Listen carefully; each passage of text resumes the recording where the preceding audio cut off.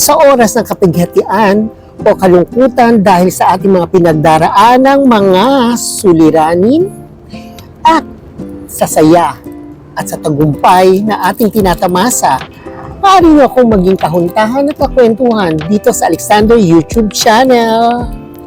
Oo, parati mong pagkakatandaan sa buhay na ito at sa mundong ibabaw, hindi ka nag-iisa sa pinagdaraanan mo. Kasi sa pamamagitan nito, dito napapakita na tayo ay buhay pa at patuloy pang lumalaban sa ating buhay.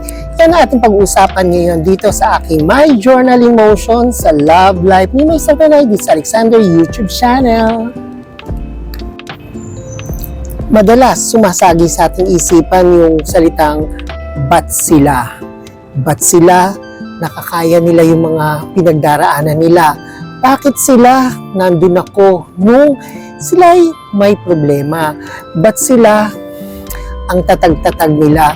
Lahat ng ito ay nasasambit natin kung tayo ay nangungulila na kailangan natin na may katuwang sa ating pinagdaraanan, lalo na sa mga pinagdaraanan nating mga pabibigat na pagsubok sa ating buhay. Diba?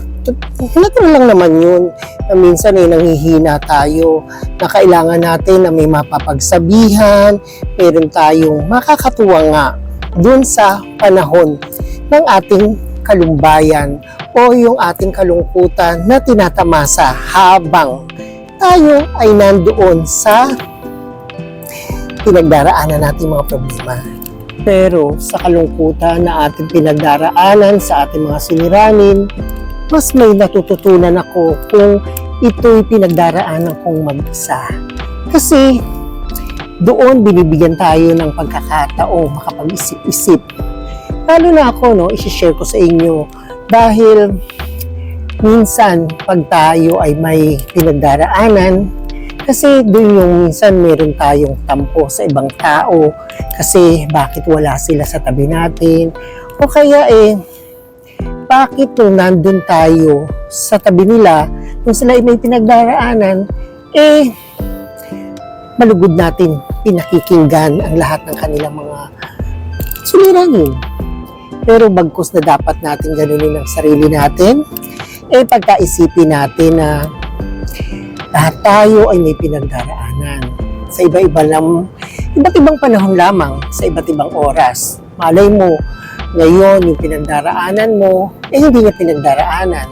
Kaya minsan, di ba, nagkakamali tayo ng question o mga suggestion kasi iba yung pinagdaraanan nila sa kalagayan natin ngayon. Katulad ng sila'y malungkot, tayo ay masaya, sila ay masaya, tayo ay malungkot. Hindi ba nagkakasalubong? Ang tama lang talaga nagkakaunawaan ay yung pareho ng pinagdaraanan. Pero kahit pareho ng pinagdaraanan, hindi pa rin pareho ng solusyon na dapat mapagitan. Ang dapat naman talaga natin sandata sa buhay na ito pag tayo may pinagdaraanan, ibilog natin sa ating Panginoon kasi siya lamang talaga yung nakakaalam ng ating pinagdaraanan at siya lang din ang nakakaalam ng tamang solusyon at tamang pamamaraan kung paano natin ito lahat mapapagtagumpayan. Kaya, imbis na ba't sila, dapat ang isipin natin tayo muna. Tayo muna, ilaan natin ang sarili natin na pagdaanan natin ang lahat ng mga pagsubok sa mundong ito. Kasi sa pamagitan nito, dito tayo nakakaisip nga ng magagandang pamamaraan at tayo ay tumitibay. At sabi nga less talk, less mistake. Kahit naman nasabi mo sa kanila, wala rin namang magandang solusyon na makukuha tayo. Kundi tayo pa rin na magde-decide na makakabuti para sa atin. At syempre, manalangin sa ating poong may kapal para tayo gabayan at palakasin habang tayo ay nasa panahon ng pagsubok. At madalas natututunan ko pag nandun ako sa panahon ng pagsubok, yung unawa at isiping maigi ang lahat ng mga bagay. Tulad ng bakit wala ang ating mga tinatawag na kaibigan, kamag-anak, pag tayo ay may pinagdaraanan, kasi sila din may pinagdaanan o may pinagdaraanan na tulad ng iyong problemang kinaharap sa kasalukuyan. Kaya huwag tayong magdaramdam kung wala sila sa tabi natin. Pagkus, binibigyan tayong pagkakataon na labanan ito na mag-isa. Kasi nga, alam ng Diyos na kayang-kaya natin ito. Dahil hindi naman talaga niya ibibigay ito kung hindi natin kakayanin. Pagkatandaan, lahat tayo ay dumaraan sa pagsubok sa mundong ibabaw. Kaya, huwag ka magsiself-pity na baka ikaw lang ang binigyan ng ganitong pagsubok. Hindi.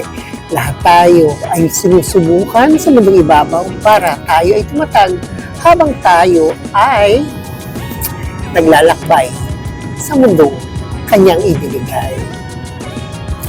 O, huwag nang ba't sila ha, kundi ako muna sa panahon ng pagsubok at ang ating Panginoon. Ako muna ang dudulog sa Kanya para sa ikakapayapa at ikagagaang ng ating pinagdaraanan. O ayan, meron naman tayo na pag-usapan na kahit papano ay napulutan natin ng aral na magbibigay sa atin ng kagaangan habang tayo naglalakbay dito sa mundong ibabaw. O ayan, thank you for watching and please don't forget to subscribe, share, like, and comment on my video. And thank you very much for watching and God bless!